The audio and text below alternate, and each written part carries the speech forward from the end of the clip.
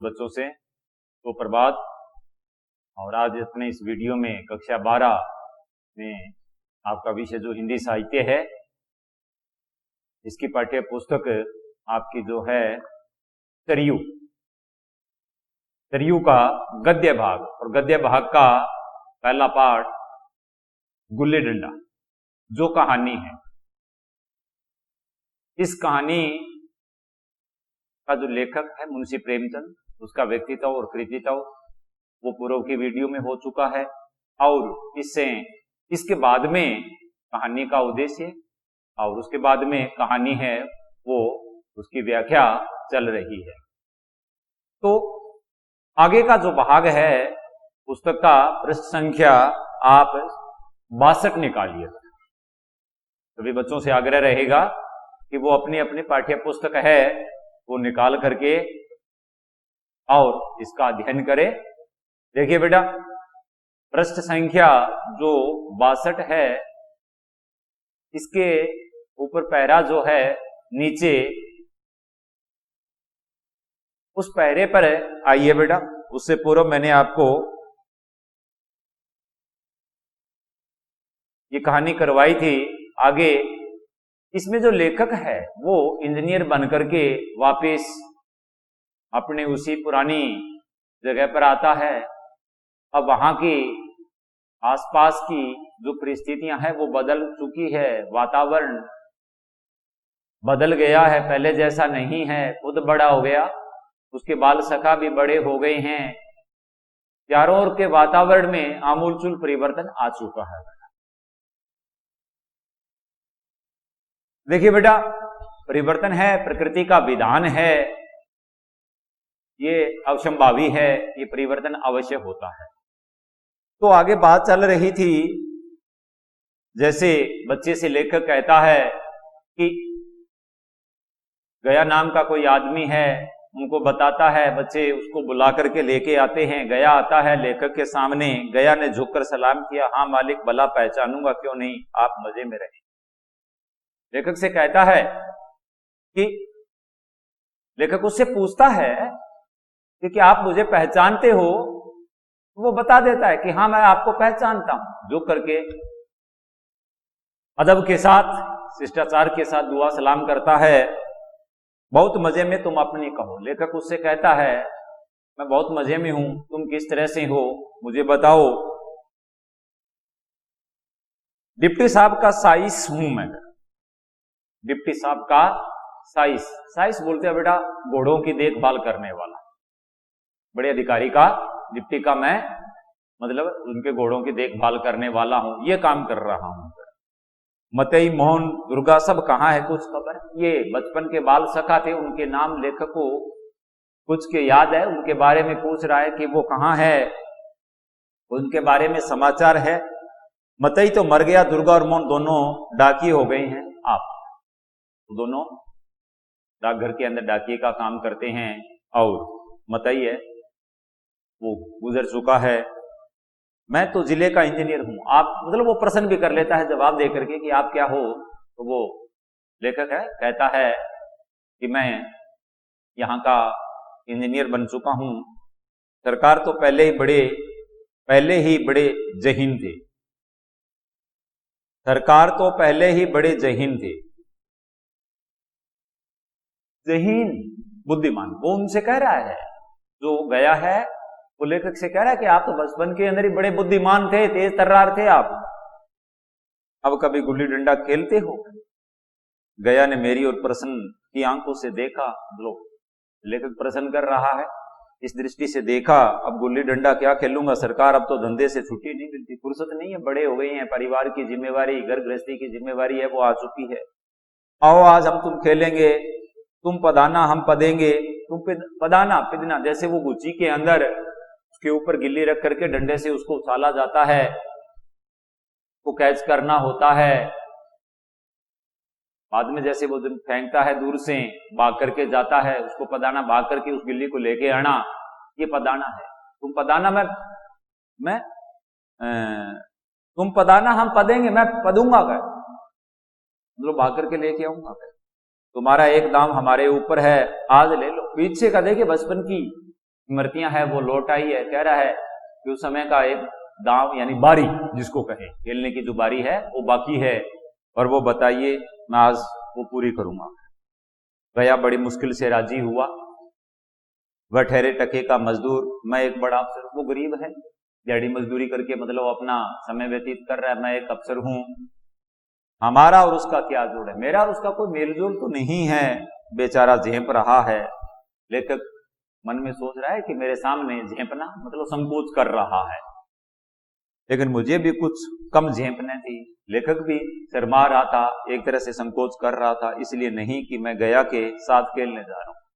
ये लज्जाना, ये संकोच करना मेरा ये नहीं है कि मैं छोटे आदमी के सामने खेलने जा रहा हूं, बल्कि इसलिए कि लोग इस खेल को अजूबा समझकर इसका तमाशा बना लेंगे। हम बड़े हो गए हैं और ये खेल है बच्चों का है, और बड़े अगर बच्चों का खेल खेले तो दूसरों के लिए वो तमाशा बन सकता है, और अच्छी खासी भीड़ लग जाएगी। लोग तमाशा देखने के लिए इकट्ठे हो जाएंगे। उस भीड़ में आनंद कहाँ रहेगा? वो मजा नहीं आएगा, वो रसा स्वाद नहीं मिलेगा। पर खेले बगैर तो रहा नहीं जाता। लेकिन देखिए बेटा, उस जगह, उस वातावरण को देख करके और खेलने पर लेखक अपने आप में विवश हो रहा है। कहा जाता है बेटा, संस्कृत में सूक्ति आती है, जननी जन्मभूमि स्वर्गस्य। जननी माँ, जन्मभूमि आदमी जहां जन्म लेता है, ये दोनों ही बेटा स्वर्ग से बढ़ करके होती है। आदमी विदेश में चला जाए, कहीं बाहर चला जाए, उसे हमेशा अपने जन्मभूमि और माँ की जो स्मृतियां हैं, यादें हैं, वो सालती रहती है। हमेशा उसके मानस पटल पर इस चीज का जो प्रतिबिंब है वो उभरता रहता है। जब उनको याद आता है तो उनकी स्मृतियों के अंदर खो जाता है। ये एक स्वाभाविक क्रिया होती है जो मनुष्य के अंदर बनी रहती है। तो लेखक आगे कह रहा है, वहां देखने खेले बगैर नहीं रह सकता। आखिर निश्चय हुआ कि दोनों जने बस्ती से बहुत दूर एकांत में जाकर, यहां तो लोग बाग देखेंगे, वो तमाशा बन जाएंगे, इसलिए वो कह रहा है कि हम बस्ती से बाहर, गांव की जो बस्ती है, आबादी है, इससे दूर कहीं एकांत में जाकर के हम दोनों खेलेंगे। वहां कौन देखने वाला बैठा होगा, मजे से खेलेंगे और बचपन की उस मिठाई को खूब रस ले लेकर खाएंगे। बचपन की, चाहे वो मिठाई है, चाहे वो क्रियाकलाप है, जो भी है, पूरे बचपन के मजे हैं वो लेंगे। एक तरह से लेखक की जो ललक है वो धीरे धीरे बढ़ती जा रही है उस बचपन के खेल को खेलने की। मैं गया को लेकर डाक बंगले पर आया और मोटर में बैठकर दोनों मैदान की ओर चले। मतलब उनके पास जो गाड़ी थी, डाक बंगले पर आए, गाड़ी में बैठ करके एकांत में दूर चले गए। साथ में एक कुल्हाड़ी ले ली। कुल्हाड़ी किस लिए बेटा? पेड़ की लकड़ी टहनी काट करके तो गिल्ली डंडा बनता है, कुल्हाड़ी के बगैर वो कटेगी नहीं, इसलिए कुल्हाड़ी साथ ले ली। मैं गंभीर भाव धारण किए हुए था, गंभीर मुद्रा में, गहरी सोच में था, लेकिन गया इसे अभी तक मजाक ही समझ रहा था। गया लेखक इन भावों को, इन विचारों को, या जो जिन गहराइयों के अंदर लेखक डूबा हुआ था, उनको मजाक समझ रहा था। फिर भी उसके मुख पर उत्सुकता या आनंद का कोई चिन्ह न था। तो इतने लंबे समय से वो मेरे से मिला, मेरे साथ खेल रहा है। लेखक ये जानना चाहता था कि गया के मन में कोई उत्सुकता या कोई आनंद का भाव होगा। अगर भीतर है तो वो चेहरे पर दिखाई देना चाहिए, लेकिन इस समय ऐसा कुछ भी दिखाई नहीं दे रहा था। शायद वह हम दोनों में जो अंतर हो गया था वही सोचने में मगन था। और इसका कारण यह था, उत्सुकता या आनंद क्यों नहीं है उसके चेहरे पर, उसका कारण है कि मैं इंजीनियर बन गया हूं, वो गरीब आदमी है, दिहाड़ी मजदूरी करके अपना पेट पालता है। उसमें और मेरे बीच के अंदर ये अंतर है, ये दूरी है। और ये दूरी धीरे धीरे किसके कारण अंत में आएगा? जो वो इंजीनियर बन गया। इंजीनियरिंग एक दोनों के संबंधों के बीच में खाई बनती जा रही है। मैंने पूछा, तुम्हें कभी हमारी याद आती थी गया? सच कहना। गया झेमता हुआ बोला, संकोच के मारे लेखक के सामने बोला, मैं आपको याद करता हुजूर। किस लायक हूं आपको याद करूं? क्या मैं इसके लायक हूं? कह आप बड़े, मैं छोटा। भाग में आपके साथ कुछ देर खेलना बाधा था, मेरे भाग्य में कुछ समय के लिए आपके साथ खेलना लिखा हुआ था। नहीं, मेरी क्या गिनती है? कह मैं तुम्हारी थोड़ी बराबरी कर सकता हूं? कह मैंने कुछ उदास होकर कहा, लेकिन मुझे तो बराबर तुम्हारी याद आती। और ये सच्चाई है बेटा लेखक की। मित्रता जो होती है उसमें छोटे बड़े का अंतर नहीं होता, कहां भगवान कृष्ण और कहां सुदामा। लेकिन देखिए बेटा, दोनों की जो मित्रता थी वो एक बहुत बड़ा इतिहास बन करके और रह गई है। आज जब भी कोई प्रसंग मित्रता को लेकर के आता है तो बातचीत होती है तो कृष्ण और सुदामा के मित्रता का उदाहरण दिया जाता है। नैनन जब भगवान श्री कृष्ण के दरबार में द्वारिका में सुदामा अपनी दीन अवस्था को लेकर के उनके दरबार में जाते हैं, भगवान खुद भाव विभोर हो जाते हैं। कहते हैं बेटा कि उनके पांवों को धोने के लिए परात में जल मंगवाया गया। जब भगवान स्वयं कृष्ण उनके पांवों को अपने हाथों से धोने लगे तो परात जल नैनन छुयो नहीं, परात जल छुयो नहीं, नैनन सू पांव धोए। परात के जल से हाथ तक नहीं लगाया, इतने भाव विभोर हो गए थे कि अपनी आंखों के जल से उनके पैरों को धो डाला। ये सच्ची मित्रता थी। सच्ची मित्रता के जो उद्गार होते हैं वो हृदय के अंदर स्वतः ही उद्घाटित होते हैं बेटा। और इसमें इस घटना में ये सब कुछ हुआ था, ये सत्य है बेटा। तो ये स्वाभाविक बात है कि लेखक मैं कुछ उदास होकर कहा कि लेकिन मुझे तो बराबर तुम्हारी याद, ये बचपन की जो मित्रता होती है, अपने संगी साथियों के साथ खेलना कूदना, भागना दौड़ना, खाना पीना, रूठना मनाना, लड़ाई झगड़े, छोटी बड़ी बातों को लेकर के, ये बचपन में होती है बेटा। लेकिन बड़े होने के बाद में इनकी याद व्यक्ति को दूर जाने के बाद में साल की है। तुम्हारा वह डंडा जो तुमने तान कर जताया था, याद है ना? बचपन की एक घटना, गया डंडा लेकर के लेखक के सामने हो गया, उसे याद दिलवा रहा। गया तो पछताते हुए कहा वह लड़कपन था सरकार, वो बचपना था, उसकी याद न दिलाओ कि तुम बड़े वो शर्मा रहा है, संकोच अनुभव कर रहा है। वाह मेरे बाल जीवन के सबसे रसीली याद, मेरे बचपन की सबसे मधुर स्मृतियां, लेखक कह रहा है। और यह सच्चाई है बेटा। ये ठीक है, यहां मुंशी प्रेमचंद की कल्पना है, मानते हैं, लेकिन फिर भी यथार्थ, क्योंकि मुंशी प्रेमचंद की कहानियों के अंदर उनकी विशेषता थी बेटा, आदर्शवाद के साथ साथ यथार्थवाद। यद्यपि कल्पना है लेकिन कल्पना के अंदर सत्य का उद्घाटन उन्होंने किया है। और सच्चाई यही है कि जब तुम बड़े होंगे बेटा तो छोटी छोटी क्लासों के अंदर या तुम्हारे आस पड़ोस घर के अंदर इधर उधर रहने वाले जो भी आपके बाल सखा मित्र थे, उनकी बड़ी याद आती है। ये मिटती नहीं है बेटा। गया ने पछताते हुए कहा वह लड़कपन था सरकार, उसकी याद न दिलाओ, वो बचपना था, बचपन के अंदर ऐसी घटनाएं होती है। वह मेरे बाल जीवन के सबसे रसीली सबसे मधुर स्मृतियां है लेखक की। ये तुम्हारे उस डंडे में जो रस था वह तो अब न आदर सम्मान, वह तो अब न आदर सम्मान में पाता हूं न धन में। देखिए बेटा, उस समय लड़ाई झगड़ा होना, मारना पीटना जो कुछ होता है वो बच्चों की स्वाभाविक क्रिया होती है, क्योंकि उस समय जो कुछ भी होता है, अगर मारपीट लड़ाई झगड़ा होता है तो उसमें ईर्ष्या द्वेष नफरत घृणा नहीं होती, स्वार्थ नहीं होता है। लेकिन जैसे जैसे आदमी बड़ा होता जाता है उसके भीतर नफरत ईर्ष्या द्वेष घृणा जैसे दुर्भाव है वो पनप जाता है।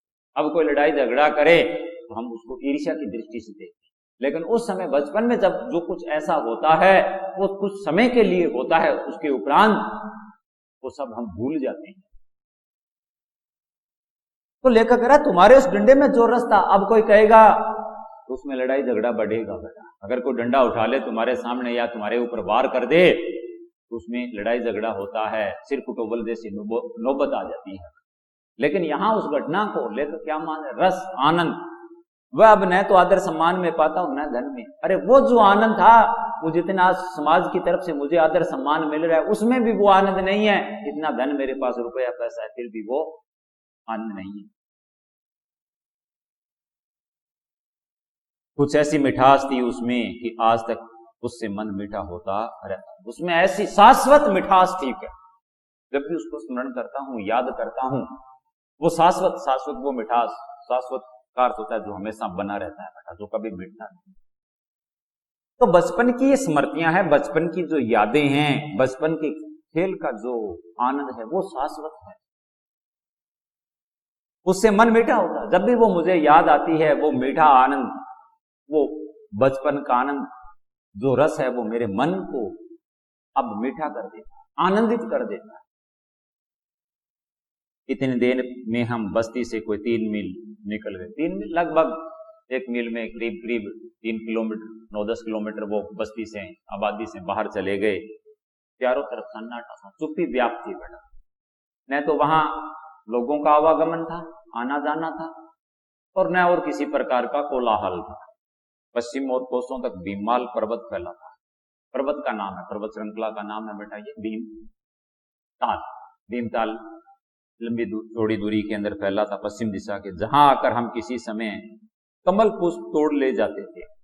बचपन के अंदर लेखक और उसके मित्रों की टोली आकर के कमल के जो फूल होते वो तोड़ करके लेके जाते थे और उसके झुमके बनाकर कानों में डालते। ये बच्चों के अंदर ऐसा होता है बेटा, बच्चे भी कल्पनाशील होते हैं, कल्पना करते हैं सुंदर सुंदर, और उनको साकार करने के लिए अपनी तरफ से वो प्रयास भी करते हैं। तो ये वही है, बच्चे जानते नहीं हैं उस समय कि औरत और पुरुष में क्या अंतर होता है, औरत किस प्रकार के वस्त्र आभूषण धारण करती है, पुरुष किस प्रकार के वस्त्र आभूषण धारण करते हैं। उन्हें छोटी उम्र के अंदर इतना ज्ञान नहीं होता है। तो जैसे लड़के होने के बावजूद जैसे औरतें या लड़कियां झुमके पहनती है, वैसे वो भी झुमके बना करके पहनते थे। जेठ की संध्या केसर में डूब चली आ रही है। जेठ महीने की संध्या का समय है बेटा, गर्मी का जून का महीना है, और केसर में मतलब पश्चिम दिशा के अंदर सूर्य अस्त हो रहा है। केसर जैसे लाल होती है तो पश्चिम दिशा के अंदर पूरी चारों ओर लालिमा है सूर्य की, अस्त होती है सूर्य की लालिमा है, वो व्याप्त हो रही है। मैं लपक कर एक पेड़ पर चढ़ गया और एक टहनी काट लाया। झटपट गुल्ली डंडा, झटपट से अति शीघ्रता से गुल्ली डंडा बना लिया। खेल शुरू हो गया। मैंने गुच्ची में गुल्ली रखकर उठाई। गुच्ची जमीन समतल जगह होती है, वहां छोटा सा एक खड्डा खोद लिया जाता है, छोटा सा पतला सा, जैसे आकृति होती है, जैसे नाव की आकृति होती है उस तरह से, और उसके ऊपर वो नीचे से जमीन खोद ली जाती है, उसके ऊपर गुल्ली रख दी जाती है, खाली जगह के अंदर डंडा डाल करके उसको उछाल दिया जाता है। गुल्ली गया के सामने से निकल गई। उछाले गया खड़ा था, उसके सामने से गुल्ली निकल गई। उसके हाथ लपकाया जैसे मछली पकड़ रहा होता है, मछली पकड़ने की तरह हाथ लपकाया, गुल्ली उसके पीछे जाकर गिरी। यह वही गया जिसके हाथों में गुल्ली जैसे आप ही जाकर बैठ जाती। मतलब पहले जब बचपन में ये खेलते थे तो इसके सामने से होकर के या इसके आसपास में से गुल्ली नहीं निकल सकती थी। कैचिंग पावर, पकड़ने की क्षमता जो थी वो बहुत ज्यादा थी। ये इस मामले में यहां जो ये खेल का जो एक हिस्सा है, एक भाग है, जो कौशल, इस कौशल के अंदर बहुत अग्रणी था गया। मतलब कैच करने के अंदर, कैच समझते हो ना, जैसे क्रिकेट में आप कैच करते हो, आप कई फील्डर होते हैं ग्राउंड के ऊपर, बड़े वो तेज तर्रार होते हैं, उनके दाएं बाएं इधर उधर से बॉल को निकालना बल्लेबाज के लिए बड़ा कठिन काम होता है। और आप जब क्रिकेट की कमेंट्री सुनते हो, कमेंटेटर जो होता है वो इस प्रकार के शब्दों का इस्तेमाल करता है, क्या मजाल कि इधर से बॉल निकल जाए। वही बात बचपन के अंदर गया के आसपास दाएं बाएं ऊपर नीचे से होकर के गिल्ली नहीं निकल सकती थी, लेकिन वो फुर्ती अब इस समय, वो तेज तर्रारपन अब इस समय लेखक को गया के अंदर दिखाई नहीं दिया। गुल्ली उसके पीछे जाकर गिरी। या वही गया जिसके हाथों में गुल्ली जैसे आप ही जाकर बैठ जाती थी, आप बैठ जाती थी, मतलब ये कैच कर लेता था। वह दाहिने बाएं कहीं हो, गुल्ली उसके हथेलियों में ही पहुंच, दाएं बाएं कहीं भी हो वो पकड़ लेता था, जैसे गुल्लियों पर वशीकरण डाल देता हो, सम्मोहित करना, एक तरह की सम्मोहित, वशीकरण करना, बस में कर लेना, पकड़ लेना, सम्मोहित कर लेना, मतलब एक तरह से जादू था, इसके हाथों में जादू था कि दाएं बाएं ऊपर नीचे इधर उधर कहीं से भी गुल्ली जाए ये उसे जाने नहीं देता था, पकड़ लेता था। नई गुल्ली, पुरानी गुल्ली, छोटी गुल्ली, बड़ी गुल्ली, नोकदार गुल्ली, स्पाट गुल्ली, सभी उससे मिल जाती, हर प्रकार की गुल्ली बना लेता, हर प्रकार की गुल्ली को पकड़ लेता था। ये गुल्ली के प्रकार है। जैसे उसके हाथ में कोई चुंबक हो, मतलब चुंबक होता है लोहे को अपनी ओर खींच लेता है, वैसी शक्ति इसके हाथों में फुर्ती थी बेटा, गुल्लियों को खींच लेता हो। लेकिन आज गुल्ली को उससे वह प्रेम नहीं रहा, वो लगाव नहीं रहा। क्यों नहीं रहा? बड़ा हो गया बेटा, अब उसमें पहले जैसी बचपन जैसी फुर्ती नहीं है, वो लगाव भी नहीं है। अब जिम्मेवारियां हैं, उत्तरदायित्व है, घर गृहस्थी वाला है, परिवार चला रहा है, उसका पालन पोषण कर रहा है। लेकिन आज गुल्ली को उससे वह प्रेम नहीं। फिर तो मैंने पदाना शुरू किया, गुल्ली फेंक दी दूर, उछाल दी, वो भाग करके लाना शुरू किया। मैं तरह तरह की धांधलियां कर रहा था। धांधलियां बच्चे खेल खेलते समय हेरा फेरी कर लेते हैं, धांधली कर लेते हैं। अभ्यास की कसर बेईमानी से पूरी कर रहा था। अब अभ्यास तो लेखक को भी कम था बेटा, क्योंकि उसको भी तो बहुत समय हो गया। तो अनाभ्यास के कारण, यूं कहें अनाभ्यास के कारण लेखक है वो हेर फेर करके, बेईमानी करके और अपना खेल खेल रहा था। कुछ जाने पर भी डंडा खेले जाता था, हालांकि शास्त्र के अनुसार गया की बारी आने चाहिए थी। कुछ जाने पर भी डंडा खेले जाता था, मतलब अगर वो उसके लग गई है, उच्ची के ऊपर डंडा रखा होता है, तो भी लेखक है वो खेलने की कोशिश कर रहा था। नियम के अनुसार अब खेलने की बारी गया की होनी चाहिए थी। गया बस वह सारी बेकायदगियां देख रहा था पर कुछ नहीं बोला। बेकायदगियां मतलब नियम के विपरीत जो बातें हो रही थी, सिद्धांत विपरीत जो बातें हो रही, सिद्धांत विहीन जो बातें हो रही थी मेरी तरफ से, या जो मेरा खेल था सिद्धांत नियम विरुद्ध, उसको देख रहा था, कुछ न बोलता था। जैसे उसे वह सब कायदे कानून भूल गए हो। मेरे सामने वो इस तरह से पेश आ रहा था जैसे वो खेल के नियम आदि है वो सारे भूल गया हो।